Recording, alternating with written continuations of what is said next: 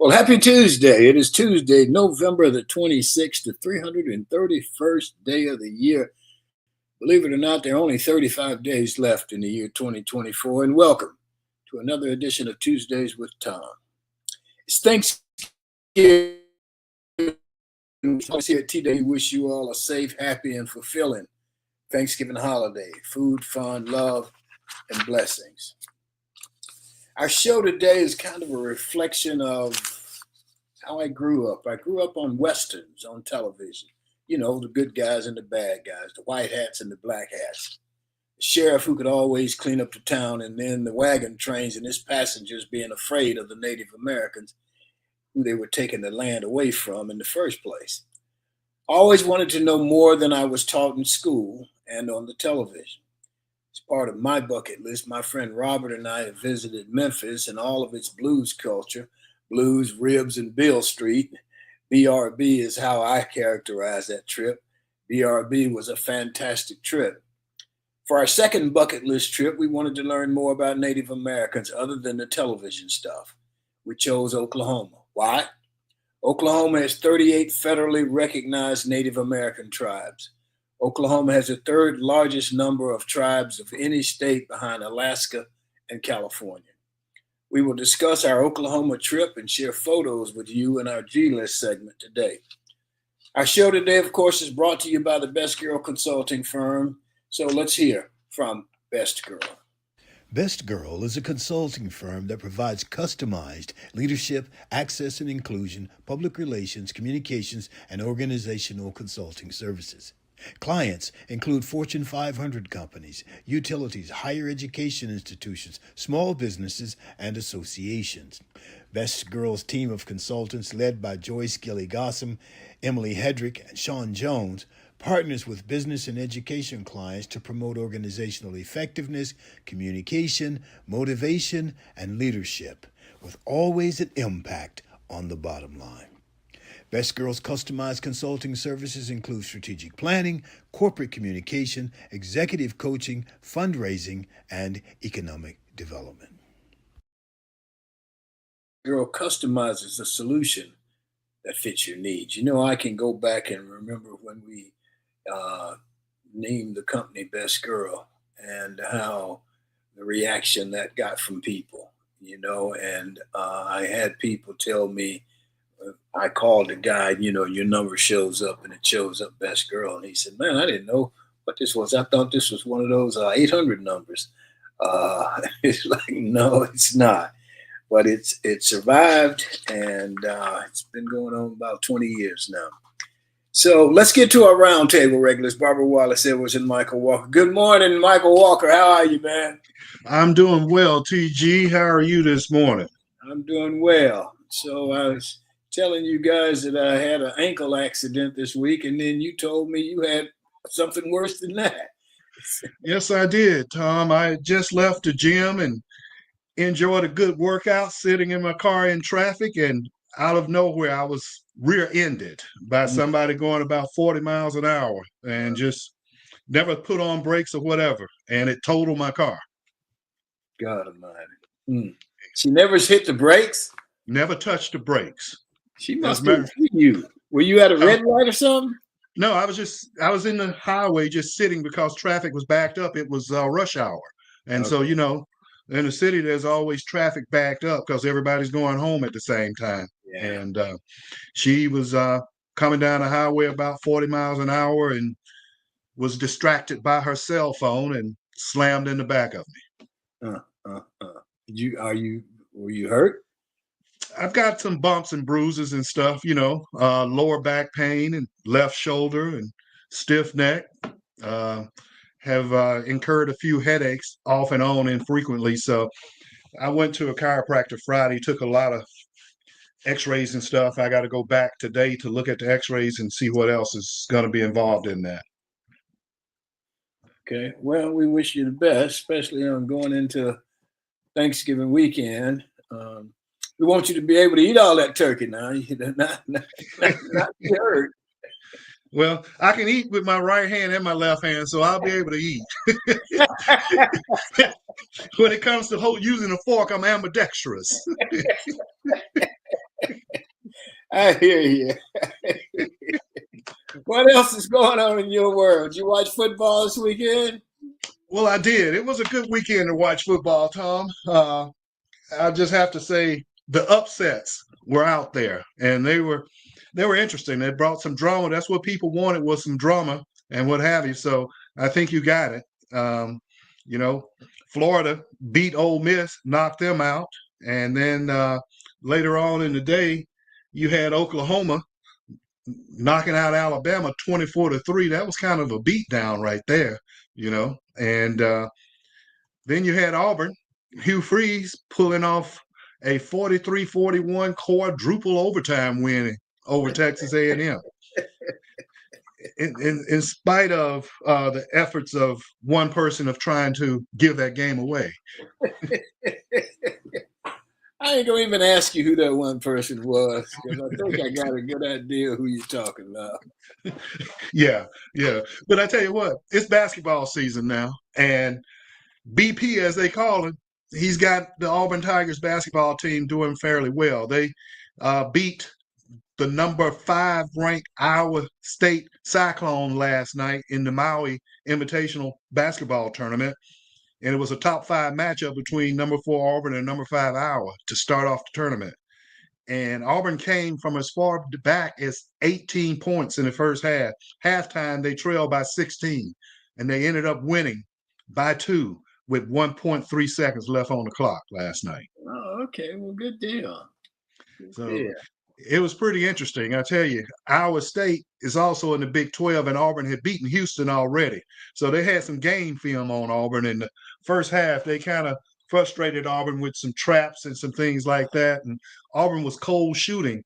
I think it was because they spent the day before in a canoe out there in Maui, canoeing and stuff. I think they wore their arms out because they show films of them canoeing. And, that's a lot of work when you out there in the ocean and you in a canoe and you're canoeing, right? And so the first half, their shots were not falling, but they got it together in the second half. Well, good deal. Good deal. Good morning, Barbara. How are you? Good morning, Thom and Michael. I'm doing well. Thank you. How are you guys doing? Doing fine. So what's your story this week? Well, I went to Mobile to celebrate one of my dear friends, Claudette Lee's 70th birthday. Had a huge celebration down there. Rode down with some friends, came back on Sunday, and was going to run out to the store to do some shopping. And I had car issues over the weekend. Not an accident, but the dashboard lit up, and so had all kind of error messages up there. But it turned out it was just a battery, thank God. So nothing major, and I had a warranty on the battery, so I was in good shape. So I'm up and running again. Okay, well, what else is happening in your world? Well, Thom, in the state of Alabama, I don't know if you guys remember Cat Williams, the comedian who's on Shannon Sharp, made history on Shannon Sharp's show, Club Shay Shay. He has bought the former Alabama military base in Fort McClellan to launch a movie studio there. So that is Selma? in Anniston, Okay, Anniston, Alabama. Okay. So it's Fort McClellan there, and that's exciting news. Cat says that it was too much pressure on Tyler Perry having to make all these movies for the blacks, and so he decided he was going to buy him a movie studio, and he's going to help him out and make movies there also. So that should give that area of the state a big economic boom. So I'm excited about that. Well, we hope that works out. I hope so. I hope so. They were asking $1.5 million for that property. So it hasn't been released what he actually paid for it, but that's going to be exciting. Yeah, hopefully. Hopefully, absolutely. Pretty expensive proposition. Right. Okay. Michael, you back? Yeah, I got a couple things. The first thing I have to start with this is kind of interesting. With the new administration coming in, there are a lot of different people that are getting leadership positions. Some make you want to scratch your head. Well, Marjorie Taylor Greene is letting everybody know that she is chairing. Make you laugh. Yeah, right. Make you cry, make you laugh, all of the above. What Well, is Marjorie doing, Michael? she is letting everybody know that she's going to lead a subcommittee for the Department of Government Efficiency. That's that new department that Trump has created where he has Oh, Elon Musk and Vivek Ramsamy to make sure that the government runs in an efficient manner. And Marjorie Taylor Greene saying as chair of the subcommittee on that, what she is going to do is she's going to defund National Public Radio. She's yeah. going to defund sanctuary cities and states. But the one that got me the most, where she says she's going to focus on government efficiency, is that she's going to target toilets in Africa. Wait a The minute. what? Say that again. Yeah, please say that again. She's going to target toilets in Africa? Yes. What does that have to do with anything that's going on? Explain. Can you explain that? Please explain that. Can she explain it? No, I'm really sure she didn't. can't. So I have to just read between the lines. You know how you old folks say, read between the lines. So Right. evidently, I guess from foreign aid or whatever, perhaps money is going over to Africa for infrastructure, waste infrastructure, and all of that, And so I assume that's what she's talking about. But she said she's going to target toilets in Africa. One thing I'll say this. One thing and who is they? Well, I think you guys know who they are. They are really good at is picking out an entity or a group of people that they can marginalize. Right. That they can get other people to say, "Oh yeah, we need to get rid of that. That's just they're just taking advantage of it, spending our taxpayer money and blah blah blah blah blah." And they're good at that. Yes. They're good at singling people out and using them. But the plan is, I'd take my chances with Cat Williams buying a studio for $5 million. Then I was with Marjorie Taylor Greene getting rid of the toilets in Africa. Of all the things you want to target, you want to specify. I mean, why? Yeah. But and the thing about it is Africa is, and I don't know how many countries are in Africa. So people say Africa like it's just one entity. Exactly. Right. Yeah. Which shows how ignorant she is. Exactly. Yes. I don't understand it. I've been to Africa a couple of times, and they have plumbing, the places I went to. So right. But anyway, but as Thom said, that takes a certain amount of skill to sit down and conjure that up. Because, Michael, that takes no skill. It takes a lot of ignorance to to sit down and on paper and then repeat it. And I don't know if skill is the word, but it does take a certain whatever mindset. You're going to single out a group of people that you can then marginalize and get all these MAGA people to go along with it because they're Africans, or they're migrants, or they're Mexicans, or whatever, and well, the thing about that is, and we'll move on to another subject, but the U.S. has fallen way behind with its relations with the continent of Africa, where you have Russia, you have the French, you have the Chinese, all of them are forging business relationships with the continent of Africa. Right. And Africa is rich in minerals and all of that type of stuff. Right. So because of the ignorance and lack of foresight of people like Marjorie Taylor Greene that's focusing on toilets in Africa, we're missing the big picture. Absolutely. Okay. And now with the new president talking about putting tariffs everywhere, I saw where he's going to put 25% tariffs on Canada products and Mexico products and all of this. Right. Well, then we may want to be doing business in Africa. Okay? And that you brought up that point, Michael, about the tariffs in Canada, in Mexico, and China. I mean, I don't understand how he and his administration can figure that's going to lower costs here in the U.S. because that's just going to increase prices for people that has to export items or import items from those countries. Go figure. I mean, again, what does that have to do with lowering the prices and helping Americans live a better, more quality life? Well, it's certainly lacks logic and rationale when so many of American products are made in China. And many of the products that he sold were made in China. So, Yeah. yeah. I got one last one for you guys. Have you ever heard of the term longevity escape philosophy? What that is a term that's being popularized now about people living longer. And there's a theory that because of advances in technology and medication and all of this type of stuff, that life expectancy may start to lengthen by the time of 2029. In other words, for every year that you live, you'll be a year older, but you'll get back 2 months more in life due to all of the advances and what have you.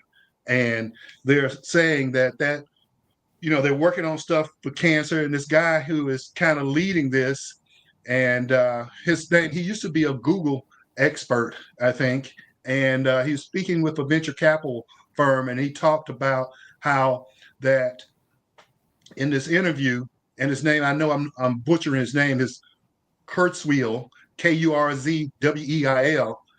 He said that we will start to get people to live a lot longer as a result of things. And so they can live longer, maybe an extra 10 years. And he said, like, for instance, with COVID, we had COVID out in 10 months, but it took only 2 days to create it because of all the sequences that went on with mRNA testing. And one part of it I really have to agree with is he says, you can't live forever, and there are certain things as accidents. And he said, but with the advent of self-driving cars or autonomous cars, we'll have fewer accidents. I guess I would have preferred the lady that hit me to be in a self-driving car.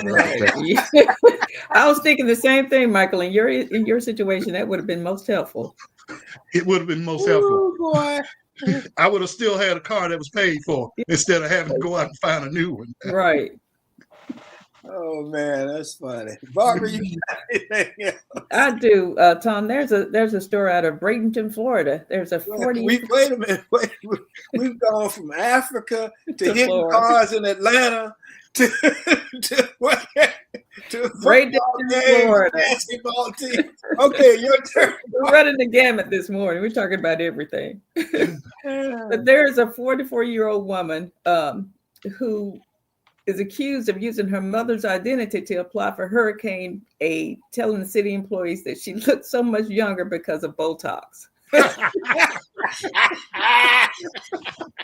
The city was giving out hurricane relief money to the elderly, so she decided she would use her mother's ID to apply for this fund, and it was approved. She went to pick up the check, and the clerk there that was handing out the check questioned, you look rather young to be applying for this, and she said, oh yeah, but I've had several rounds of Botox, so that's why I look 40 years younger than. So they told her, say, we need to do a little bit more investigation. Can you come back in 2 days to pick up your check? And she said, sure. And when she went back to pick it, they had the police waiting for her, so they arrested her. They arrested her for stealing Botox. That is funny. That is crazy. You can look younger, but maybe not as young as she was trying exactly. 40 years younger? I don't think so. I had this woman, I was in the Whataburger, and this woman came in and she was asking me for some money and stuff, and most of the time if I have it and I really think they need it, I'll give them a little whatever. Right. And, so she asked me how old I was. And I told her, and she said, wow. I said, what? She said, black don't crack.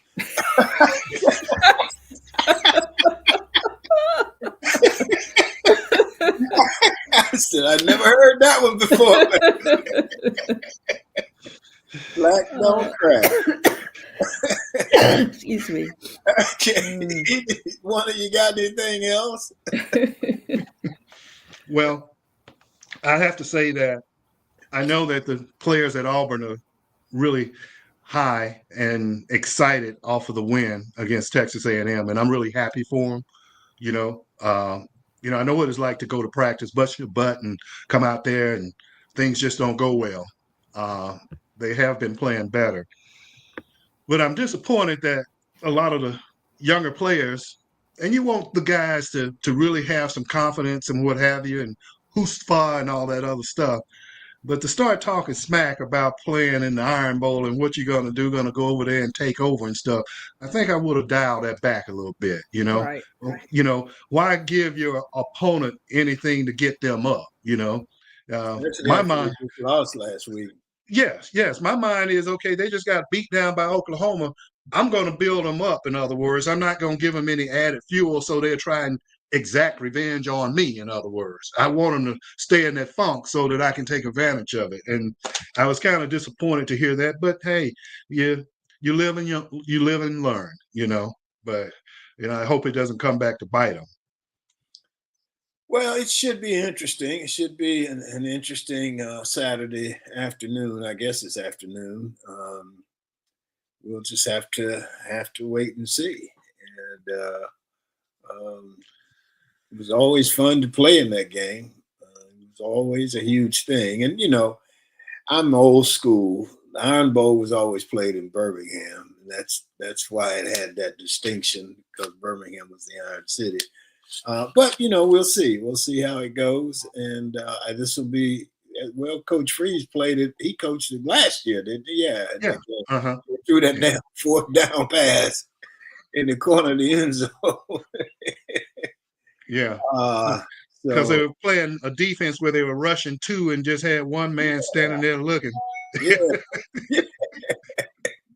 Yeah. So anyway, we'll see. We'll see. Hopefully it'll be a good game. I've kind of really gotten into the pros. I watched Ravens and the Chargers last night, and just because those two brothers were coaching against each other, I thought that was interesting. And I like Jalen Hurts and the Eagles. I think he's kind of getting what he deserved, because he kind of got screwed around there at the end of his career at Alabama. And, he did. He's a tough young man. Yeah. That little old Saquon Barkley, boy, I didn't, playing for the Giants, you had no idea how good he was.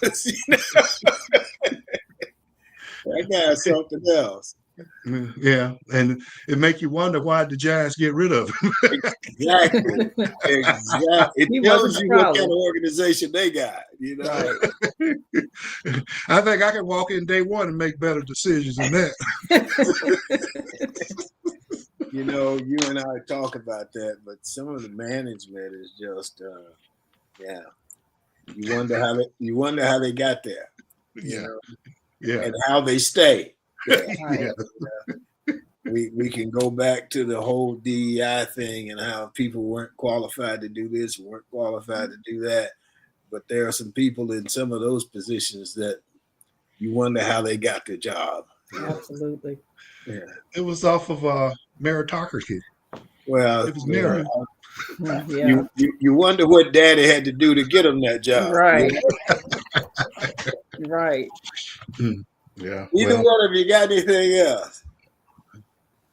Okay. Well, we appreciate it. Thank you very much. And want y'all to have a happy Thanksgiving. Michael, I hope you get over your injuries, and hopefully I'll get over mine. And Barbara's got a new battery, so we are all moving along. We're moving along. That's right. Okay, let's go to Sean. She's got a minute for us. Sean, are you out there?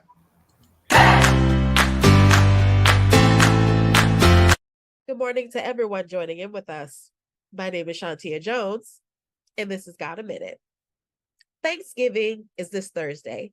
Some people are celebrating Thanksgiving, some are having Friendsgiving, and for others, it just may be business as usual. Whether your family is here, far away, on the astral plane, or just doing their thing, Here are a few tips to stay positive this week. 1, think about things or people that you're thankful for. 2, stay connected with the ones you love and the ones that love you. 3, remember good things throughout your day. 4, have things to look forward to, no matter how small they are. 5, do your best not to bury yourself in negative thinking. 6, think about your purpose in life, and if you don't have one, find one. And 7, keep yourself busy by making plans and accomplishing tasks for the day. And remember, if you're feeling down or having difficulties that you're facing, there are ways of coping and keeping yourself focused on the positive. If you are struggling or just need support, it is okay to reach out and share what it is that you need. Thank you all for joining in. My name is Shantia Jones, and this has Got a Minute. Thank you for that, Sean. I appreciate it. Now, if we can just remember all 7 of them, maybe we can remember 2 or 3.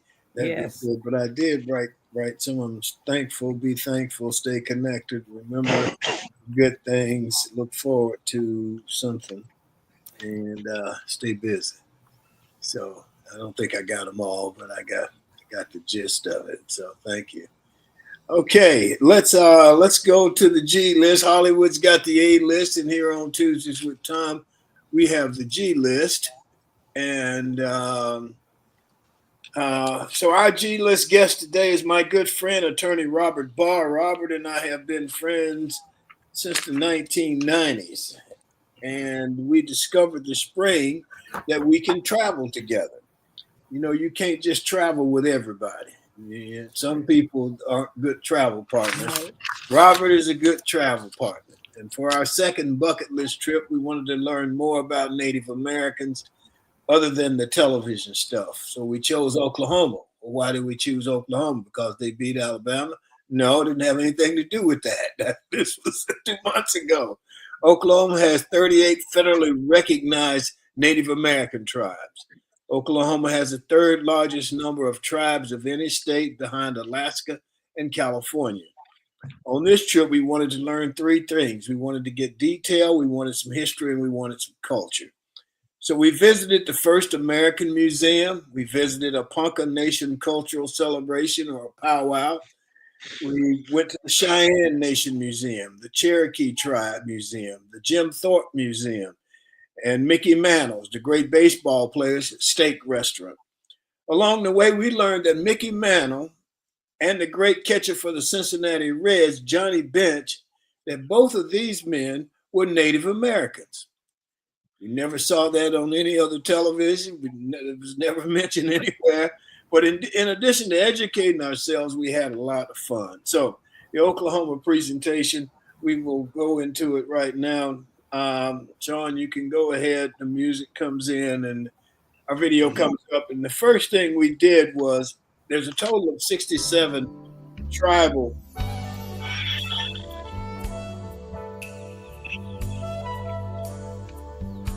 So we went to the Ponca tribe on our last day in Oklahoma. And the Ponca tribe had a celebration going on. It's called a powwow, but you don't necessarily want to call it a powwow because they don't call it a powwow. Oklahoma's rich American Indian history extends back in time 30,000 years. And the expansion of Anglo-American white folks into the Trans-Appalachian West led to the passage of the Indian Removal Act in 1830, forcing all Eastern tribal nations to move to new homelands west of the Mississippi River in the Indian Territory. Thus, Oklahoma and the 67 tribal nations. Having always had an interest in Native Americans, I called upon my good friend Robert, and we ventured west to Oklahoma. So, one of the last places on our journey was the Ponca Nation. We chose the Ponca Nation because we were desperate to see the Indian powwow or a Native American celebration. Uh, there was a lot of dancing, a lot of celebration, and we actually weren't supposed to film any of it because they don't want you to. And but we had filmed just a little bit before they told us not to film it. There was a lot of dancing. They were dressed up in vibrant colors. Most of the powwow celebration, we had trouble finding a powwow celebration because most of them take place in the early spring, in the spring or early summer, and luckily we hit pay dirt with the Ponkas. Can you put that slide up, please? We were asked not to film our photo of the celebration, so we complied.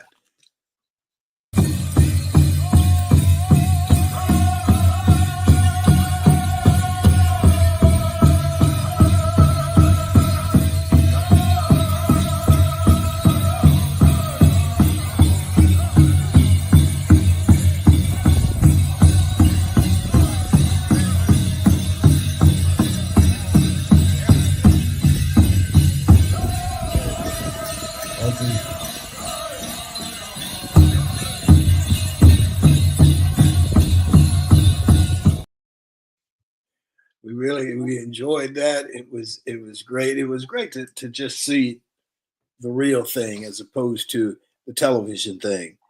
And so since we weren't supposed to film, and the guy came over and told me to stop shooting, and so we stopped shooting. And so let's we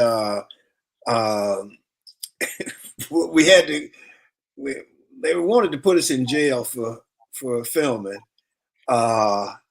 So let's go to the next slides, please.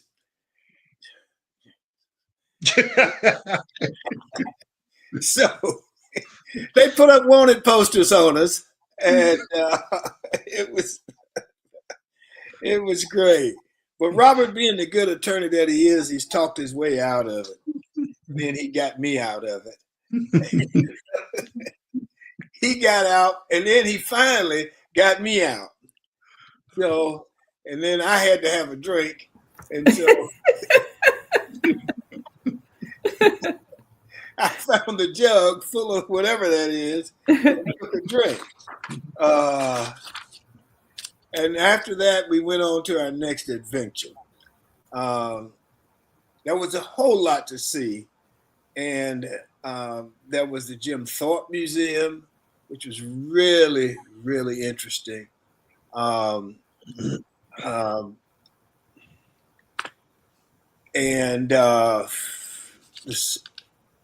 of the more interesting stories is that of the Cherokee Nation. I'm going to go. Let's bring Robert on. Sean, just go to the different slides, and we'll catch up with you. Let's get Robert on. Robert, how you doing this morning? Good morning, everybody. Hope y'all are doing well. I'm doing great. Good morning, Robert. Good morning. Good morning. Robert, you want to talk a little bit about the Ponca Nation and the Thorpe Museum? Sure. No, it was great. And yeah, we did almost get ourselves in trouble. You and I both got chastised for filming and taking pictures, but I understood that. But I was thinking back, Tom, one of the things that I think struck you and I both was the fellow who was kind of the narrator. When he was talking about it at the end, he was thanking people for coming. And people came from all over to come to this celebration. And he was, again, thanking everybody. And he said, today we pray not just for the people that are here and the people that we know, but we pray for generations that we'll never know. And I thought that was neat, that the view of the Native Americans is such a longer view than what I think folks generally have. And they really think in terms of generations to come that they don't even know. And I think that certainly struck me and you both. I remember that vividly. Yeah. Yeah, it was great. And at first we had a hard time finding a celebration because they really occur in the spring. And, but we found the Ponca Nation, and they were great. They pointed us out which way to go, and it was great. It was a lot of fun. I tell you, Oklahoma is you have these different areas that are the different reservations, and it's all very spread out. So we had to do some driving, but we covered a lot of territory. But it was really fun. I'm really glad we made it We up there. did. That was kind of up in the northeast. We were kind of based in Oklahoma City, and then Tulsa's over to the east, and this was north of Tulsa. And then I think you're going to show some things from the Cherokee Nation that was sort of south of Tulsa. So anyway, we covered a lot of territory. We did. We would take off, but it wasn't. It was maybe an hour and a half ride to each of the different locations and what have you. So, and then one of the more interesting stories was the Cherokee Nation. Cherokee Nation was one of the 5 tribes that the invading Europeans regarded as being civilized. They said there were 5 civilized tribes, and there was a great story about the Cherokees that it recounts a long time ago. Cherokee people lived on an island south of what is now the United States. Their island became tormented by earthquakes that led to a volcanic eruption. Approximately 14 groups departed in canoes to find a new home. The people set forth across a vast expanse of water, traveling for weeks. Not every canoe survived this dangerous journey. Only 7 canoe groups remained when they reached the shores of an unfamiliar land. These groups will become the 7 Cherokee clans: Wolf, Blue, Long Hair, Paint, Bird, Deer, and Wild Potato. The 7 groups traveled north to the land of the Iroquois in the northeast of present-day United States. There, Cherokee lived among the Iroquois for a brief time until they began their journey heading south and east, where they settled, living in towns and communities and becoming the Cherokee Nation. When the Cherokee Nation was removed to the present-day Cherokee Nation Reservation, they encountered Cherokees who had migrated there prior to the 1835 Treaty of New Echota. These old settlers established communities like Talaniski, Weber Falls, and Park Al. So, and then, of course, the Cherokee and the other Native Americans were relocated, removed from Florida, Alabama, and Georgia, and how Oklahoma ended up with so many tribes of Native Americans. Robert, you want to jump in there? Yeah, I guess, and I appreciate you showing a couple of those slides there. The thing that struck me was that you had a huge population of Native Americans before the folks from Europe arrived. I mean, estimates are up to, say, 18 million people. And because of smallpox and other diseases that came, it wiped out such a large number. And I think, people just don't realize how expansive the population was of Native Americans before the folks from Europe arrived. And then we talked about the 1830 Relocation Act there, which was awful. And Andrew Jackson was the president at the time. And if you'll notice on that map where a lot of the nations were, yeah, exactly there, that matches up a lot with the Black Belt areas in Georgia, Alabama, and Mississippi. And so, again, if we're talking about 1830, this is, 30 years or so before the Civil War. And so a lot of this was really a land grab because the folks who were there, especially in Georgia, wanted to have that land. And it also was tied in with slavery, because if you wanted to maintain your slave existence there and the plantations there, you had to get those Native Americans out of there, and you wanted the land. And so I think all that's tied in together. And so it's really fascinating when you think about that. But it was an awful chapter. It was just an awful chapter. About 4,000 people died in the Trail of Tears that went not only from that southeastern part of the country, but also from up further north, where the tribes all ended up in Oklahoma. One of the Native American women, one of the older women, in her story, she always slept with her moccasins on because the soldiers would attack before dawn. and she needed to be able to run. And so she kept her shoes on while she slept so that she could escape if, in fact, the soldiers started to attack. It was it was it was not like television. Right.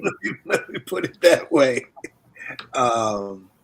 And people were really, really not just moved, but destroyed in a lot of ways. Um, the Cherokee towns thrived independently. They had their own council house. They had warriors. They had head men and head women.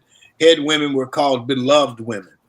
Cherokee society was egalitarian. It valued men's and women's economic and political contributions equally. While Cherokee towns were independent in operation, Cherokee land was communal, held by the whole tribe.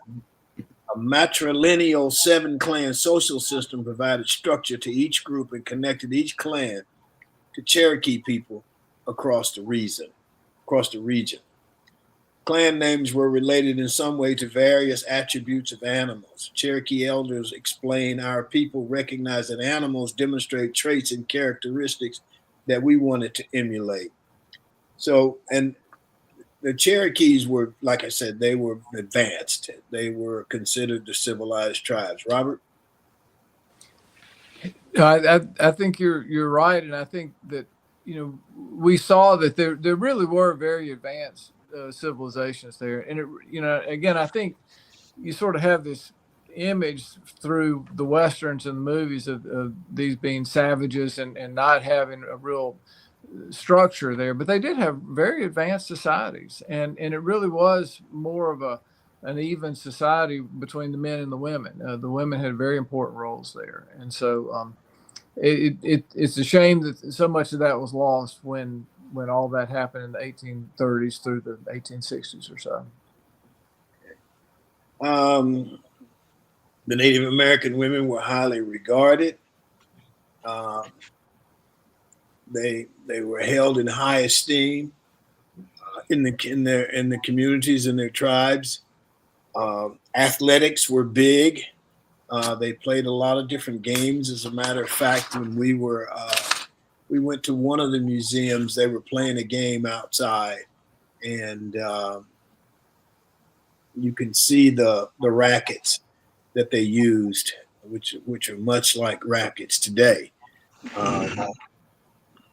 It was interesting. Dressing up was a big part of the culture, and as we saw when those people at the powwow were dressed up, but you had colorful regalia. And this is, I forget which museum this is from. Maybe it's a Cherokee. Robert, do you remember where this was from? I think you're right. I think it was from the Cherokee. A lot of the things that you were showing earlier, I was just going to mention that First Americans Museum in Oklahoma City was just phenomenal. It was one of the best museums I've ever been to. But you see here, the crafts and the workmanship that the folks did in making these costumes. It really is remarkable. Mm-hmm. Mm-hmm. Yep. Okay, let's see. One land, one nation, and then was it Andrew Jackson that did the removal? Yes. President, and he's got a tie to Alabama. The battle at Horseshoe Bend, kind of near Alex City. He was the one who came down from Tennessee and led that. It was real slaughter. Yeah, it was. They decided that they would just move them, and that led to the Trail of Tears, where they had to walk from the southern states to Oklahoma. There was no, and again, some of the stories, but the scalping started with the settlers as opposed to the Native Americans. It was very educational. and sad at the same time. Yeah, it really was tough to see, just because, again, I think you and I came away with a better perspective on this. Really was an established culture here in America with these different tribes, and they didn't always get along perfectly, but they each had their own cultures, and that really just got wiped out. And it's sad to see how that, that whole eastern half of the country, changed so much because of that. Go ahead. I was just saying there were some that sort of escaped and didn't go on the Trail of Tears, and so you still do have some tribes in the North Carolina area and others, and in South Alabama too. I mean, there still are some places, but the bulk of folks got forced at gunpoint to make this long trek out to Oklahoma. Okay. So again, we got some more dress up stuff, how they would dress up, and it was, again, the powwow. They were sharp, man. They were dressed up and they were having a good time, and they would do that little dance that they showed maybe for not even 5 minutes, and then they would go sit down. Right. And they would sit down for 5 minutes or so, and then they'd come back and they'd do it again. And it was just, I don't know, we were just fascinated. It was just. And if you remember, it was just the men in the afternoon, because at night the women were going to do their thing. It would have been nice to stuck around for theirs, but it was funny kind of watching the guys show off. And so they've been practicing. Well, let me ask you guys a question. Going back to the Trail of Tears, was there any documentation as to how long that took to complete the Trail of Tears out to Oklahoma? I think it covered about a 2-year period, because it certainly went over some winters, and there were very harsh conditions, and a lot of people died as a result of starvation and exposure to the elements. They were not taken care of by the Union troops that were forcing them out there. They went under very bad conditions during at least one winter, maybe two. And I have a question as well. How did the U.S. explain to them why they were moving them? Was there any explanation given to them as to what the rationale was to force them all to move to Oklahoma? Well, there was a law that was passed in Congress, and it was passed by a very narrow vote. There was a lot of debate about that, but the Indian Removal Act was something that was debated for a long time, and then finally passed when Jackson was the president. And so, and there had been discussion. I was reading back through some things. There had been some discussions with the elders at the different tribes, and there was a lot of discussion of whether they would do it or not. And so, it had been talked about for several years. And then even after it was passed, it took about 2 years for it to finally happen. I think there was sort of some civil resistance and just trying not to go, but eventually the Union troops came in there, and as Thom said, took them out by gunpoint, and it was an awful period. Yeah, it really was. It was. We learned a lot, and it was sad in a lot of ways, but then the education part was well worth the trip. Right. Well, and there's still a lot of pride. I mean, you can still see a lot of pride from the Native Americans, and so they're very proud people, and they want to maintain their culture. So I found that very admirable. And I agree, especially when we went to the celebration. Yeah, that was just a lot of. I think when we drove out there, we had no idea where we were going, but we were glad the GPS was working. And we drove up on some people, and we told them what we were looking for, and they said, "Oh, follow the music." And so we did that. We followed the music, and we ended up down there with it, and it was just great. I mean, to learn, and I don't know if you guys remember Mickey Mantle, who's a great baseball player. Yes. Mickey Mantle was a Native American, and nobody ever said that on the television. Not ever. Johnny Bench was a Native American. They had Native American blood. I Right. 100% of what happened. Right. So it was just a lot to learn and a lot to say, wow, I never knew that. And to the Jim Thorpe Museum, Mm-hmm. just the Jim Thorpe was just incredible. I mean, I don't know if I've ever knew before now what an athlete this man was, and what he did. It was phenomenal. So. Well, and he was, people remember him for the decathlon. They remember him for football and even baseball. But lacrosse was one of his big sports when he played at Syracuse, I believe it was, in college. And the shots you were showing earlier, the guys with the sticks, and so that's sort of an early version of lacrosse. It has become a much more popular sport now. So, but Jim Thorpe was one of the real stars of that back in his day. One other question I have is that you guys talked about the different bands of Indians, but I didn't hear you mention the Comanche. Did you run into any history regarding Comanches? I was just reading recently about a lot of the tribes, and what I was reading is that the Comanche tribe was the one that was the last to succumb to the overtaken being overtaken by the U.S. and they were fierce fighters and what have you. And then basically said something you mentioned, Robert, that they were able to overcome everything except for the diseases that they got, and that's what basically took them out.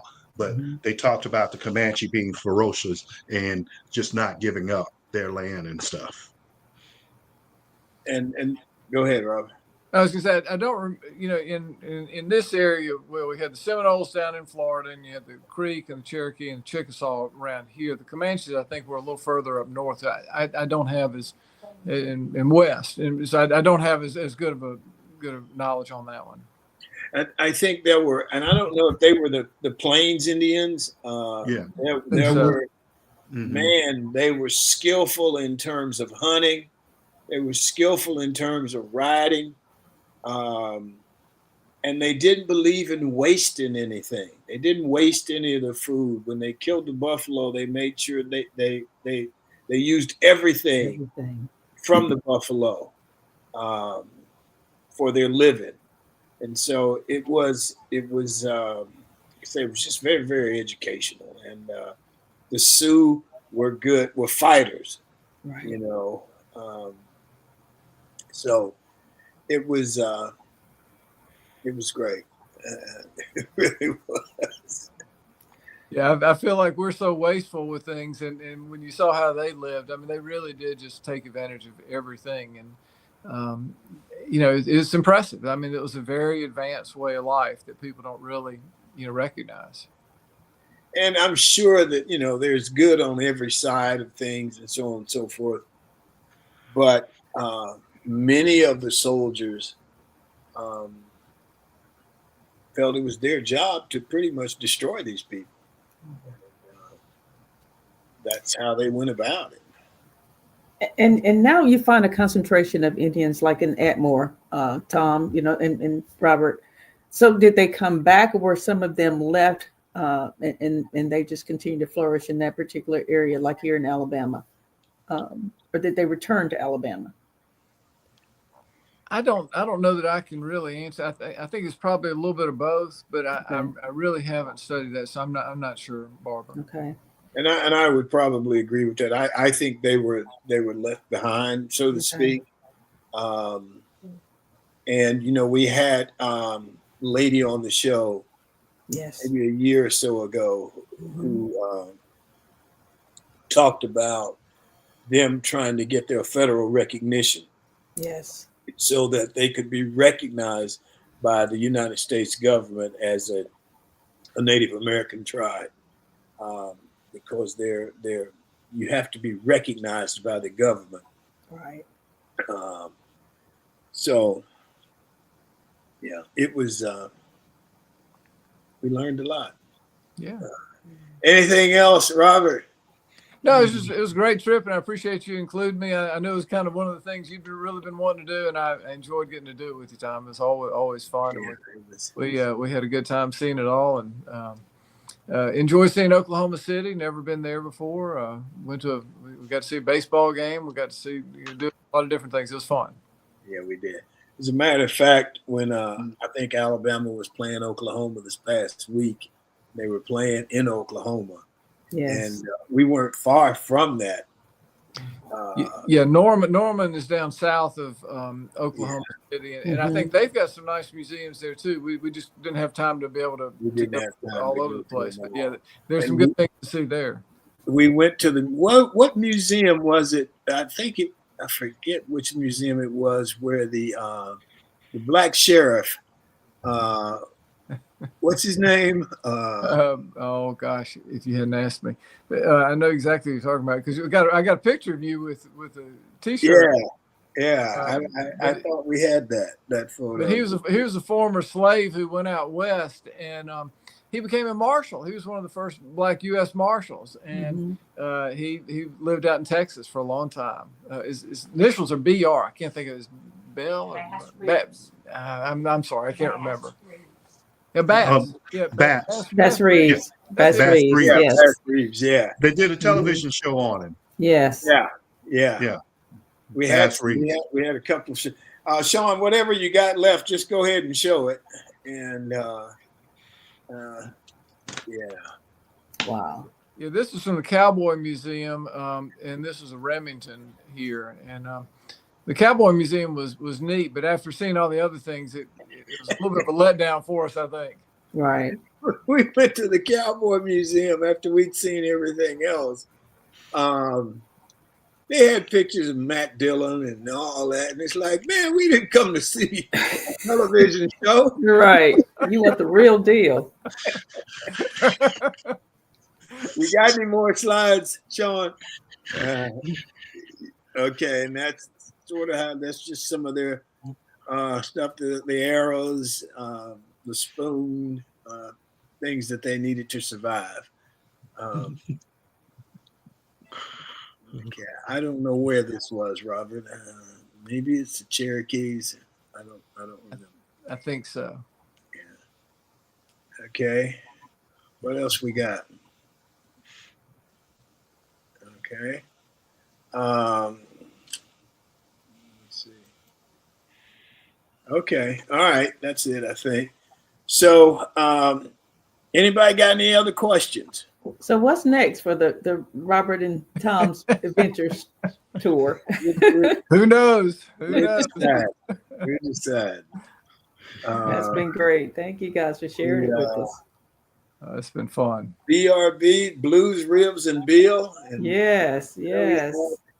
From Beale Street to Oklahoma City. Yeah. We've had a great time. Really have. We don't know what's next. But that was phenomenal. I mean, it was. It just. I bet it was very moving to see it all and to talk to the people. I think what and it was shocking. I mean, like, you know, the New York Yankees in the 60s, they were the team. Right. Nobody ever said Mickey Mantle was Native American. Part Native American. You know? So it was great. We learned a lot. Let me just say that. So, anything else? No, I was just gonna say it was fun for me too because I grew up in North Alabama and along the Tennessee River, and my dad used to collect a lot of Indian artifacts, and we still have a lot of those here at our home. And so I've always had an interest in it, and that's actually part of where the Trail of Tears went through, is through Decatur and Florence and on out west. And so I've had an interest in this really my whole life. Wow. Yeah, and I have as well, just to know. I don't want to say the truth, but just to know the whole story. Let me put it that story, yeah. So that you get to know the whole story. Okay. Anything else? All right. Well, thank you guys. Thank you very much. And thank you, Robert. And we'll figure out what's next.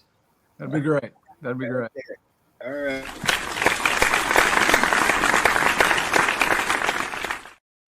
Okay, my closing comment for today, or as I see it, is going to be very, very, very, very, very, very short and sweet. And it's have a great Thanksgiving. And that's our show for today. We want to thank the audience. We appreciate you. We want to thank our G-list guest, Robert Baugh. We want to thank our sponsor, Best Girl. Thanks again to the TWT team, Barbara, Sean, Emily, Michael, and Joyce. And that's it on this November the 26th. Remember, a day without a smile is a day wasted. If you've got an extra one, give one to someone else a day. Enjoy yourself. Make every day count.